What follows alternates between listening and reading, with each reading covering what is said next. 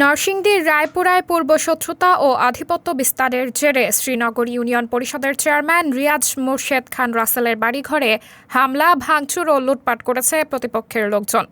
এ সময় বাধা দিতে গিয়ে হামলাকারীদের গুলিতে চেয়ারম্যানের চাচাতো ভাইয়ের স্ত্রী শান্তা ইসলাম নিহত হয়েছেন। শুক্রবার ৭ ফেব্রুয়ারি দুপুর ১:৪০ শ্রীনগর ইউনিয়নে ঘটনা ঘটে। নিহত শান্তা ইসলাম শ্রীনগর ইউনিয়নের শ্রীনগর গ্রামের শাকিল খানের স্ত্রী। রায়পুরা থানার পুলিশের ভারপ্রাপ্ত কর্মকর্তা মোহাম্মদ আদিল মাহমুদ বিষয়টি নিশ্চিত করেছেন। একজন মহিলা মারা গেছে, গুলিবিদ্ধ জানি না কজন, এটাও জানি না, একজন মারা গেছে। নিহতের স্বজনরা জানান, এলাকায় আধিপত্য বিস্তার ও পূর্বশত্রুতার জেরে দুপুরে শ্রীনগর ইউনিয়নের নুরুল ইসলামের ছেলে সোহেল মিয়া সহ ১০-১২ জন রাসেল চেয়ারম্যানের বাড়িতে হামলা চালায়। এ সময় চেয়ারম্যান ও তার পরিবারের লোকজন বাড়িতে না থাকায় সোহেল ও তার লোকজন ভাঙচুর, লুটপাট চালাতে থাকে। এমত অবস্থায় রাসেল চেয়ারম্যানের চাচাতো ভাইয়ের স্ত্রী শান্তা তাদের বাধা দিতে এলে তাকে লক্ষ্য করে গুলি করা হয়। এতে শান্তা পিঠে গুলিবিদ্ধ হন।